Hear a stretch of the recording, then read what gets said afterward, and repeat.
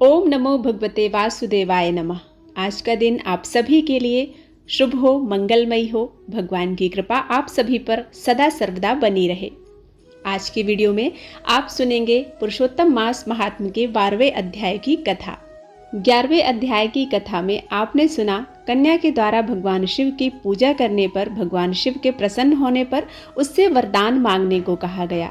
वरदान में कन्या ने 5 बार पति मांगा और भगवान शिव ने उसे 5 पति होने का वरदान दिया। इस वरदान को सुनकर कन्या शोक से ग्रस्त हो गई।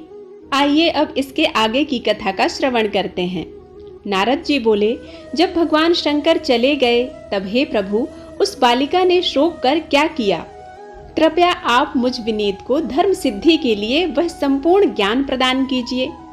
इसी प्रकार राजा युधिष्ठिर ने भगवान कृष्ण से पूछा था। तब भगवान ने राजा के प्रति जो कहा वह मैं आपसे कहता हूँ, उसे सावधानी पूर्वक सुनिए। भगवान श्री कृष्ण कहते हैं, हे राजन युधिष्ठिर, इस प्रकार जब शिवजी चले गए तब वह बालिका प्रभावित हो गई और लंबी श्वास लेती हुई बड़ी डरी और कृशोदरी अश्रुपात पूर्वक रोने लगी। हृदयाग्नि से उठी हुई ज्वाला से जलते हुए अंग वाली वह तपस्विनी कन्या वनाग्नि से जले हुए पत्ते वाली लता की तरह हो गई। दुख और ईर्ष्या को प्राप्त उस कन्या का बहुत समय व्यतीत हो गया।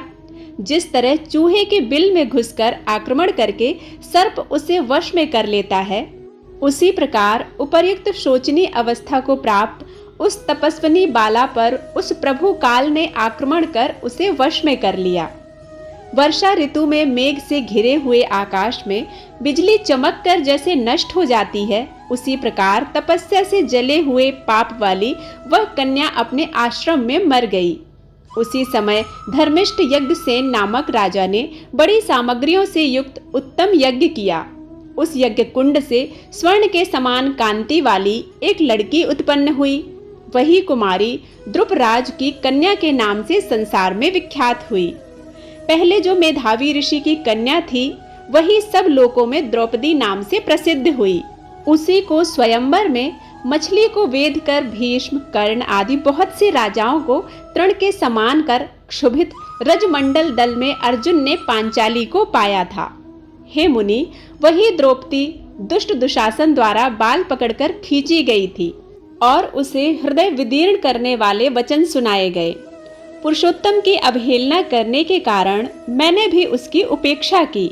जब वह मेरे में स्नेह करके मेरा नाम लेने लगी, हे दामोदर, हे दया सिंधु, हे कृष्ण, हे जगतपति, हे नाथ, हे रमानाथ, हे केशव, हे क्लेश नाशन, मेरे माता पिता, भ्रातृवर्ग, सहेलियां, बहन, भांजे, बंधु, इष्टपति आदि कोई भी नहीं है। हे ऋषिकेश, मेरे तो आप ही सब कुछ हैं।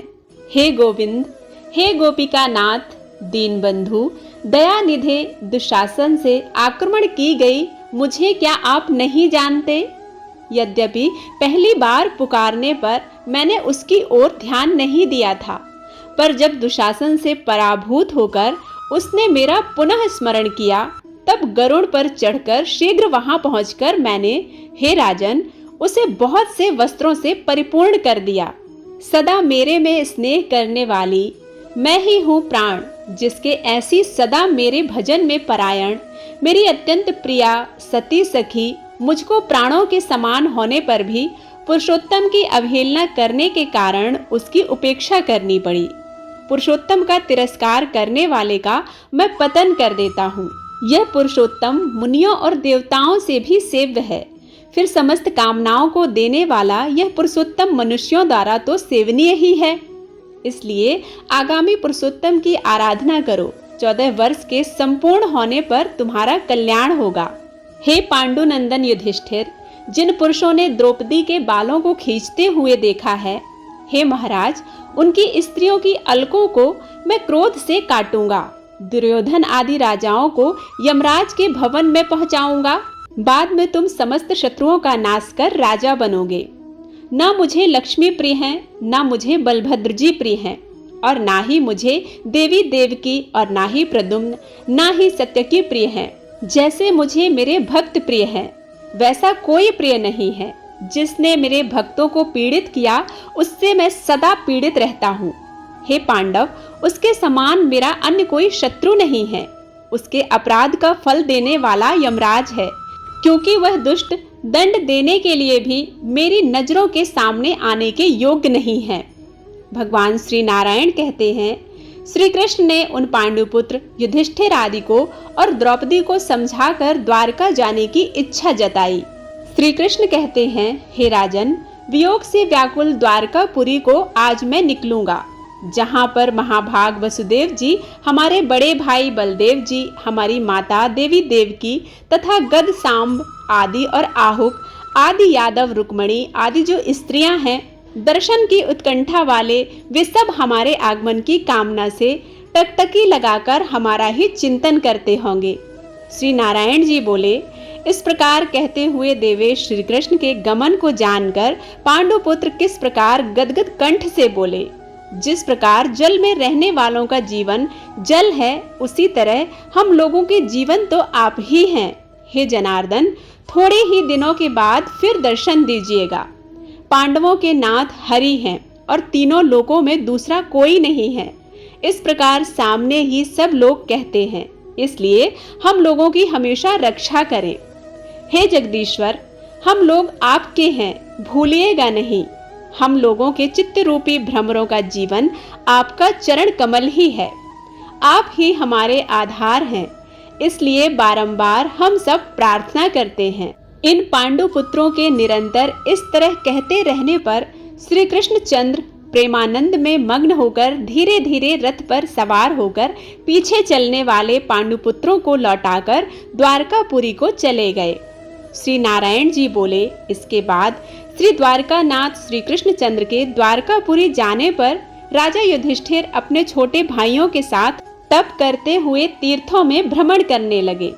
हे ब्राह्मण नारद, भगवान के प्रिय पुरुषोत्तम मास में मन लगाकर और श्री कृष्णचंद्र के वचनों का स्मरण करते हुए अपने छोटे भाइयों से तथा द्रौपदी से राजा युधिष्ठिर बोले, अहो, पुरुषोत्तम मास में होने वाले अत्यंत उग्र पुरुषोत्तम का महात्म्य सुना है।